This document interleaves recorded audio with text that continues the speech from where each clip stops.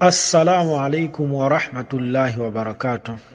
Alhamdulillahi rabbil alamin wassalatu wassalamu ala rasulillahi wa ba'd. Kutamatira konse ndi kwa Allahu subhanahu wa ta'ala, mtendere ndi madalitso zipite kwa mtumiki wathu Muhammadin sallallahu alaihi wasallam, zabwino ziwapeze masahaba ake, akubanja kwake ndi onse amene amatsatira ziphunzitso za mtumiki amene mpaka na tsiku la chimaliziro.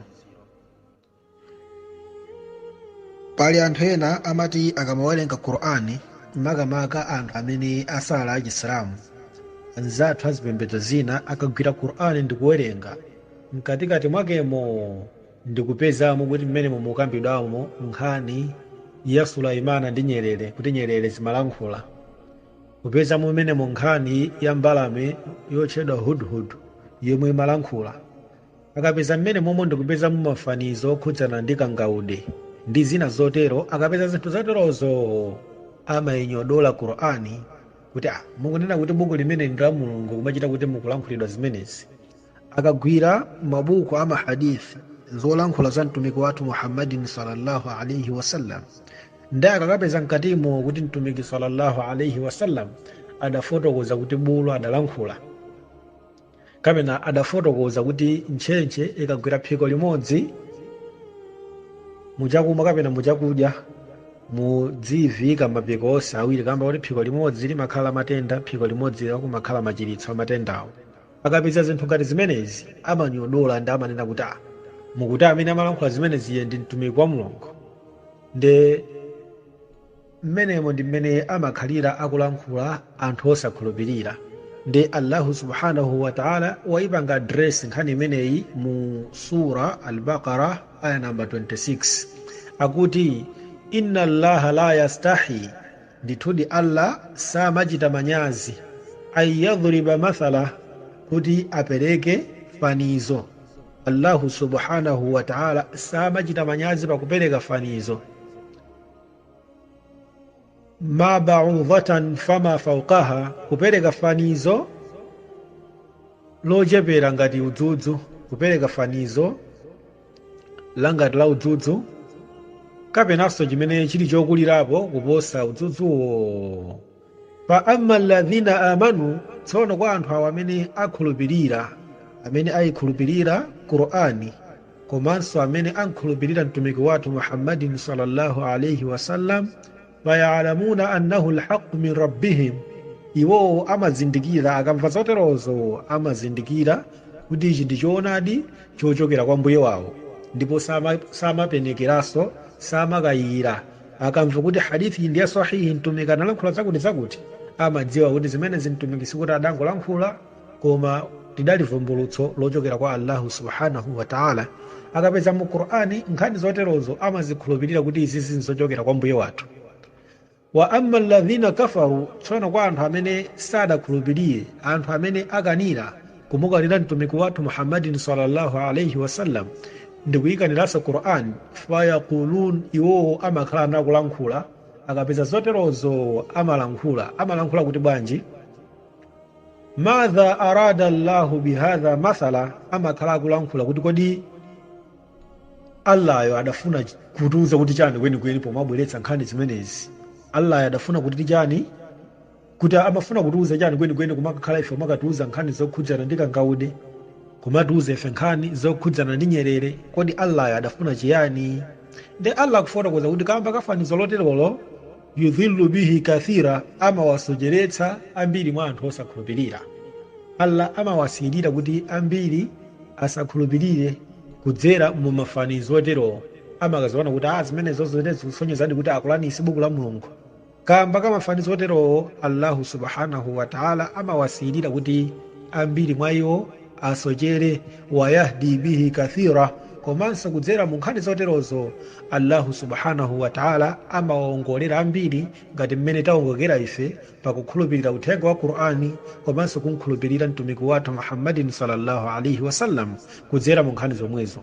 Ndakupitsa kuti wama yudhillu bihi illa alfasiqin, ndipo Allayo samawalekerera kuti asochere kudzera mu nkhani zimene samalola kuti asochere kupatula awo amene ali opyola malire amene ali osokoneza amene ali opyola malire pakusokoneza malamulo a Allahu subhanahu wa ta'ala. Nde kuchokera mu nkhani imeneyi, kuchokera mu vesi imeneli, tikumvamo kuti Allahu subhanahu wa ta'ala mu Qur'animu adayika mu mafanizo, komanso mu mafanizomo Allah amatha kugwiritsa ntchito chilichonse chimene wafuna, kaya atchula nyerere kapena kaya atchula kangaude ndi zina zotero zochepera pa udzudzu kapenanso kukulirapo. Allah samachita manyazi. Pachifukwa chimenechi lero lino ndikutengereni mu sura Al-Ankabut, yomwe ndi sura namba 29 aya yake kakhale ya 41. Pamenepo Allahu subhanahu wa ta'ala akufotokoza nkhani kapena kuti fanizo la kangaude. Sura imeneyi imatchedwa kuti Al-Ankabut kamba kakuti mkatikati mwakemo mwatchulidwamo nkhani ya Ankabut, ndipo Al-Ankabut ndi dzina la kangaude in Arabic.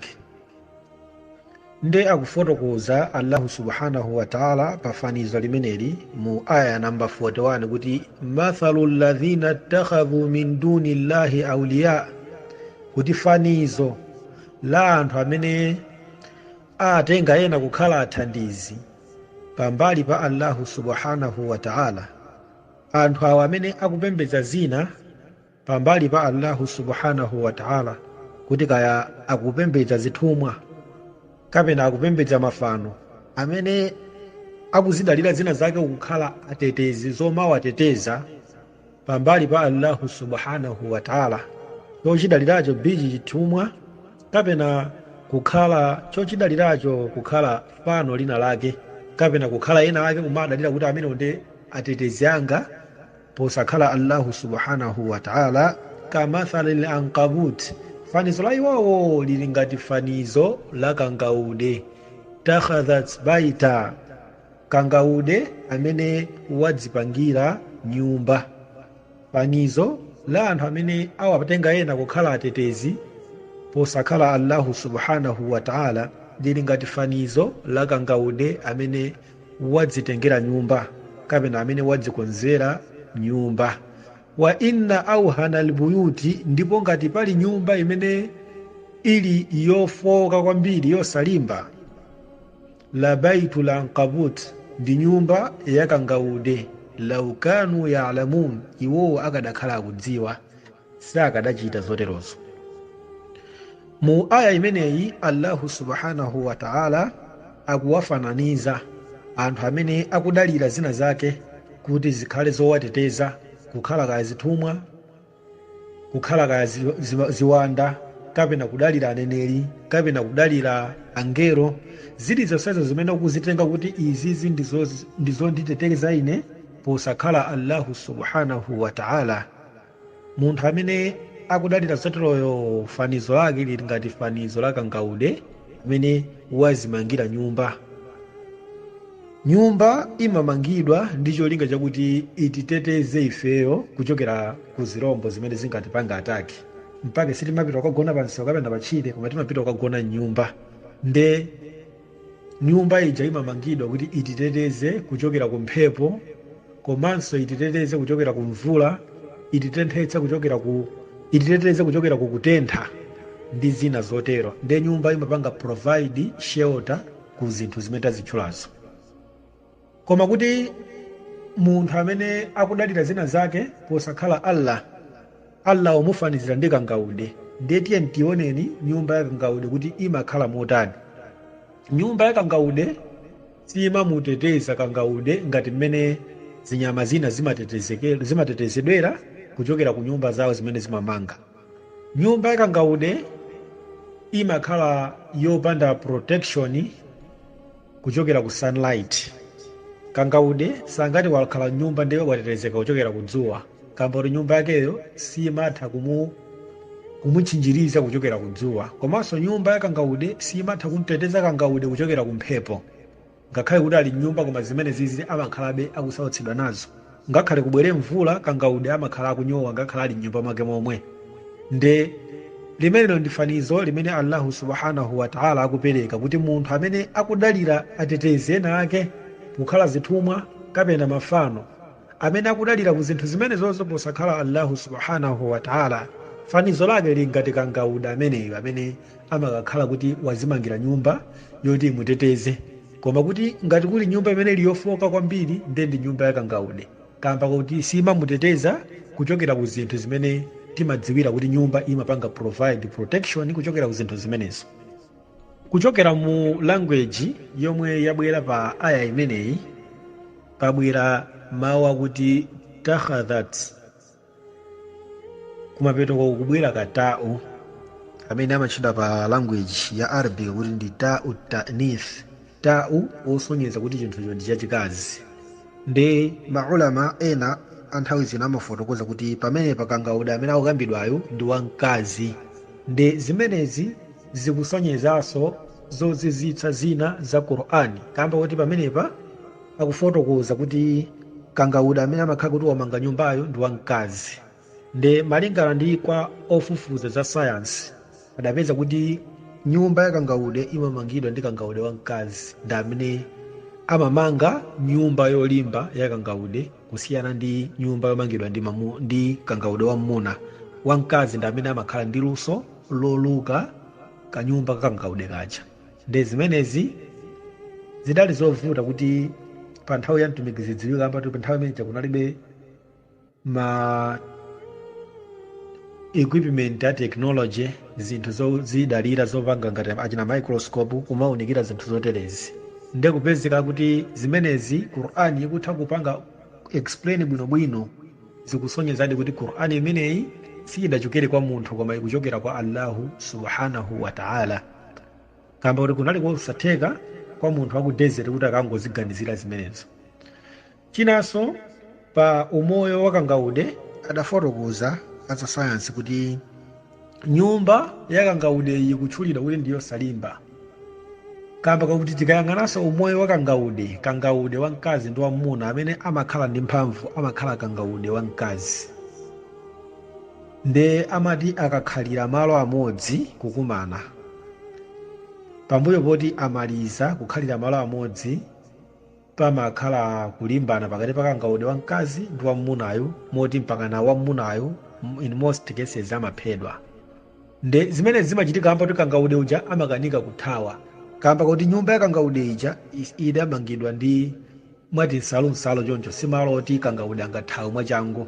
Nde nyumba ya kangaudeyi ndi nyumba yosalimba, kamba kuti simathanso kupereka chitetezo kwa kangaude wam'muna, kamba kuti nyumba yomweyo imakhalanso trap kwa kangaude wam'munayo, ngakhalenso ndi zinyama tina. Kangaude amatha kugwira zinyama kudzera pa kanyumba kakeka. Nde nyumba imeneyi imakhalanso kuti ndi danger kwa kangaude wam'muna amene ngakhalenso kwa ndi zinyama tina. Nde kwa anthu amene azitenga zinthu zina zake pambali pa Allah kukhala atetezi, ali ngati anthu amene atenga nyumba ya kangaude ndi kuyitenga kukhala kuti nyumba imeneyi yomateteza. Nde nyumbayo singathe kuwateteza kuchokera ku zimavuto zosiyanasiyana, komanso nyumba yomweyo imatha kukhala trap yobweretsa imfa kwa iwowo. Nde tipezanso kuti anthu amene amadalira zina zake zamankhwala kuti zimene zikuwateteza zimapezeka kuti pena pake amatha kukapanga mistake ndi kudwala nazo misala kumene zimenezo takhala tikumva kapenanso kuziona. Nde fanizo la munthu amene akudalira zina zake posakhala Allah lili ngati fanizo la kangaude.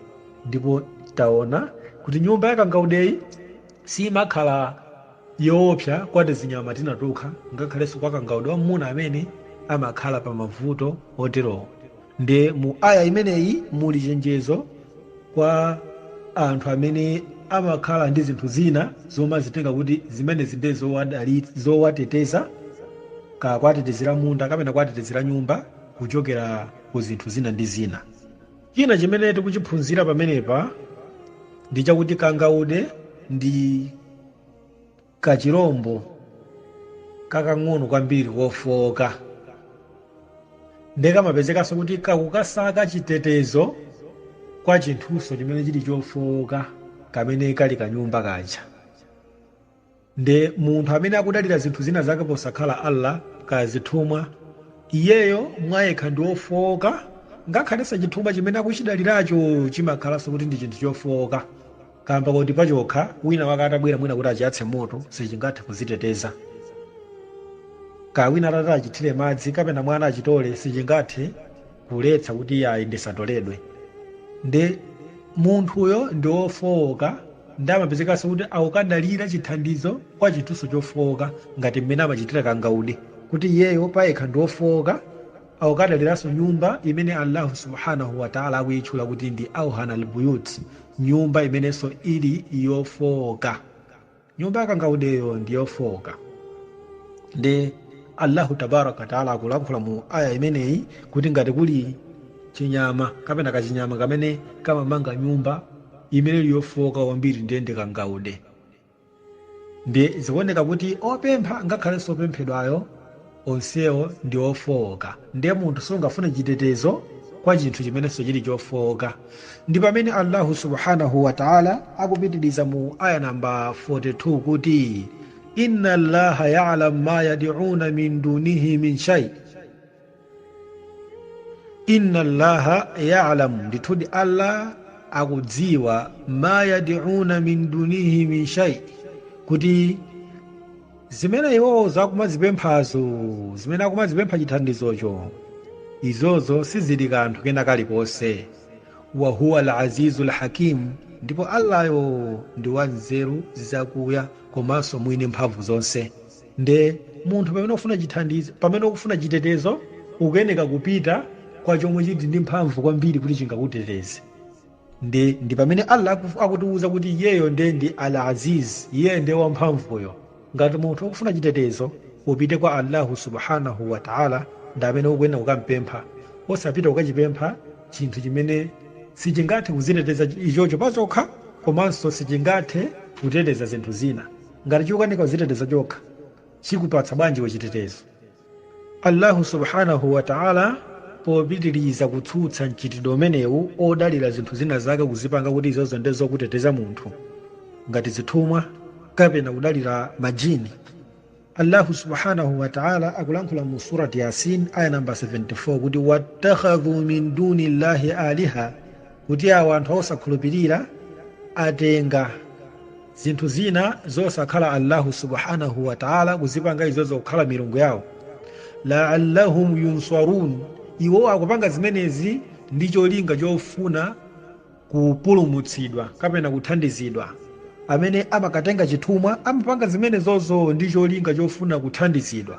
Amene amapita kukatenga kaya matalazimu kukatenga pepala amakatenga zimenezi ndi cholinga chofuna kuthandizidwa kapena kutetezedwa. Ndi Allahu subhanahu wa ta'ala akulankhula mu 75 kuti la yastati'una nasrahum, zimene zonse zimene akuzidalirazo sizingathe kuwateteza iwowo, sizingathe, zilibe kuthekera kuwateteza iwowo. Wahum lahum jundun muhdharun, ndiponso iwowo amene amakazitenga zinthu zimenezo nkumazipembedza, iwowonso ndi amene amakhala asilikali omaziyang'anira zinthuzi, kumakhala akuziyang'anira kuti kaya mwina zili ndi fumbi azipukute, iyayi mwina mwake pakubwera moto ndi amene samapita kwazithawitsa kuti zingapse, kapena iye akuzisunthapo wina wake angazibe. Ndi zinthu zakuti pazokha zingathe kuziteteza, zimachitanso kudalira chitetezo cha munthu amene akuzipembedzayo. Ndi Allahu subhanahu wa ta'ala pamenepa akubweretsa reasoning kwa anthu amene amakhulupirira zinthu zoterozo, kuwapangitsa kuti athe kuganizira.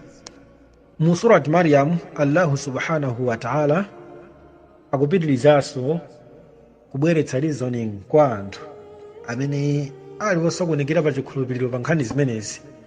Allahu subhanahu wa ta'ala akulankhula mu surati Maryam aya namba 81 kuti wattakhadhu min duni llahi aliha, kuti awo anthu amene akhulupirira amene sadakhulupirire, amene akana kukhulupirira akutenga zinthu zina kukhala milungu posakhala Allahu subhanahu wa ta'ala, liyakunu lahum izza, akupanga zimenezi kamba kufuna ulemerero, akufuna kaya mphamvu. Amene amakapanga zimenezo kukatenga zithumwa ndi cholinga chofuna kaya udindo, kapena kukapanga zimenezo ndi cholinga chofuna kukhala status ina yake, kukatenga mankhwala. Ena amakatenga mankhwala kukatenga chithumwa kuti ayi ndikupita kwa sing'anga ndikufuna andipatse mankhwala kuti ndikhale kaya ndi mwitano, ndilemere ndikhale ndi status ina yake, kapena iyayi ndikufuna mankhwala kuti ndikamalalika mu mzikiti kapena kakutchalichi kwanga anthu azimva kuti apatu munthu akubangula mkango. Ndi Allahu tabaraka taala akunena zimenezo kuti anthu awo amene akatenga zimenezo ndi cholinga choti zinthu zimenezozo ziwabweretsere ulemerero mwa iwowo. Kalla, ndi Allah akutsutsa kuti iyayi sayakfuruna biibadatihim, zinthu zimenezozo zidzawakanira pa tsiku la kiyama pa kuzipembedza kumene akumakhala kuzipembedza. Kaya amene akumutenga Yesu kukhala Mulungu, kukhala mpulumutsi ndi kumampembedza, amene akumpembedzawo pa tsiku la chimaliziro Yesu adzawakana pa ibada imene akumampatsa iwo. Wayakunu alaihim dhidda, ndipo zimene akuzipembedzazo pa tsiku la kiyama zidzakhala ndani kwa iwo, zidzawakanira ndipo sizidzakhala zokondweretsedwa kumamva kuti ifeyo awawo ankatitenga kukhala milungu, ndipo zimenezo zidzakhala adani awo. Nde imagine amene ukumudalira pa tsiku la kiyama akawukane ndikukhalanso mdani wako, ukalowera kuti munthu. Ndi nthawi ino yakuti tisinthe, titembenuke ndi kumupanga Allahu subhanahu wa ta'ala kukhala mtetezi wathu ndi kulimbikitsa akida yathu mwa ifeyo komanso apa banja pathu. Kwa lero lino nditayimira pamenepa. Wassalamu alaikum wa rahmatullahi wa barakatuh.